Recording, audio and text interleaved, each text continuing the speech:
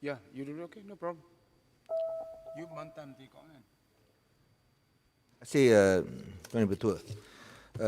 Yang Berhormat Bagan, minta Yang Berhormat Menteri Sains, Teknologi dan Inovasi menyatakan tentang kos keberkesanan dan liputan penduduk untuk vaksin Pfizer, khususnya tempoh imuniti, bilakah ia akan dilaksanakan dan jaminan perubatan ke atas kesan sampingan negatif agar meyakinkan rakyat menerima 2 dos dengan selamat.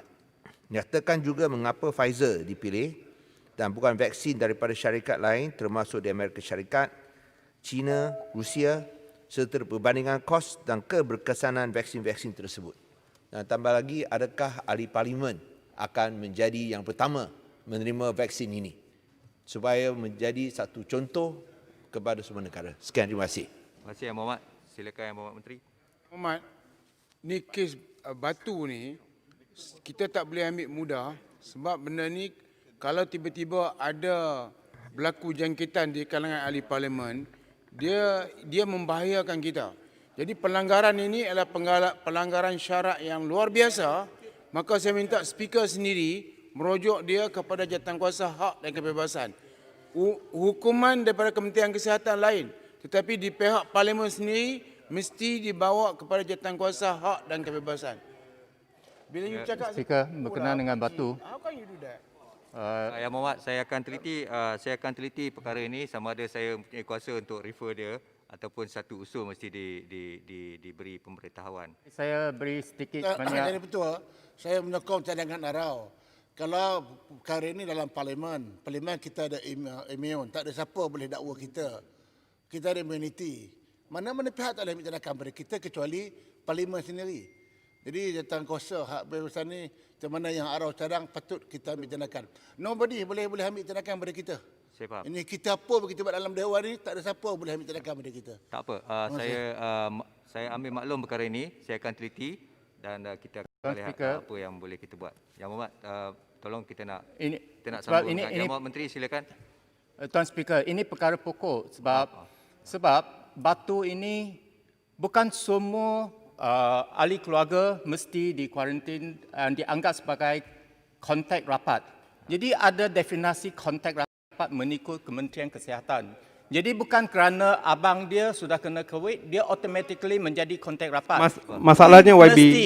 Yang Berhormat, kita tak mau berbahas tentang apa kuasa-kuasa Tan Sri DG, kuasa-kuasa KKM dan sebagainya ya.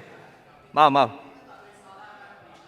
Tak, saya tak boleh kata salah atau tak salah ya. Saya nak minta tak apa Yang Berhormat. Silakan Yang Berhormat Menteri. Terima kasih semua. Saya akan teliti perkara ini.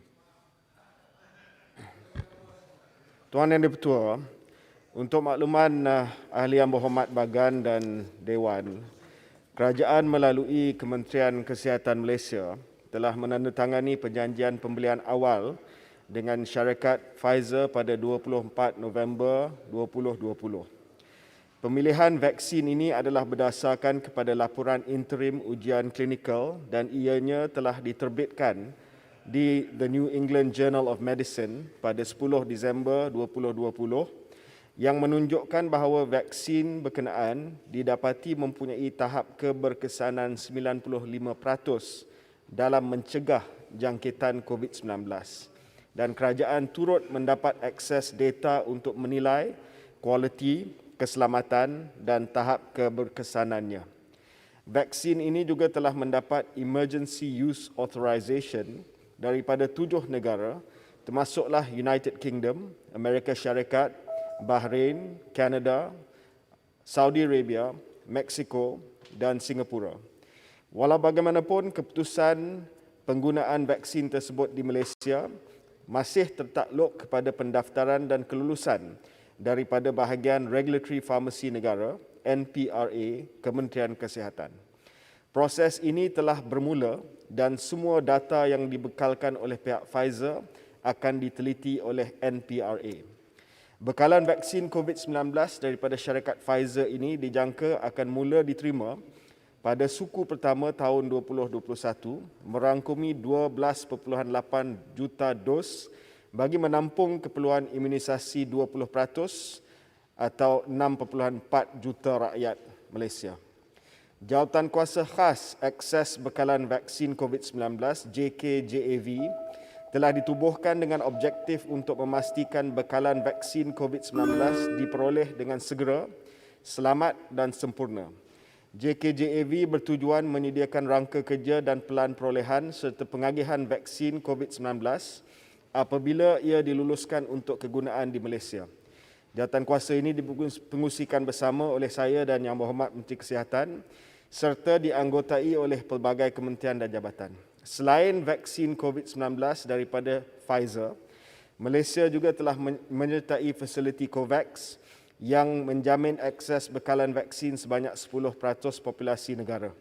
Jawatan kuasa JKJAV ketika ini sedang mempertimbangkan calon-calon vaksin lain yang berada di fasa 3 ujian klinikal untuk digunakan di Malaysia. Pengumuman mengenai ini dan juga senarai keutamaan siapa yang akan menerima vaksin dahulu akan diumumkan dalam masa yang terdekat. Terima kasih. Terima kasih. Soalan tambahan, Yang Berhormat? Soalan tambahan? Oh, tak ada tambahan. Semudah saja, adakah semua ahli parlimen akan mendapat itu dosage ini sebagai langkah untuk menunjukkan ada kepimpinan melalui teladan? Terima kasih. Maaf, sebenarnya tak ada. Itu penting, boleh tambah soalan. Cadangan daripada bagan, cadangan yang baik yang akan kita pertimbangkan dan umumkan nanti. Kesilapan saya tadi. Yang Berhormat Datuk Muhammad Nizar bin Haji Zakaria. Assalamualaikum warahmatullahi wabarakatuh.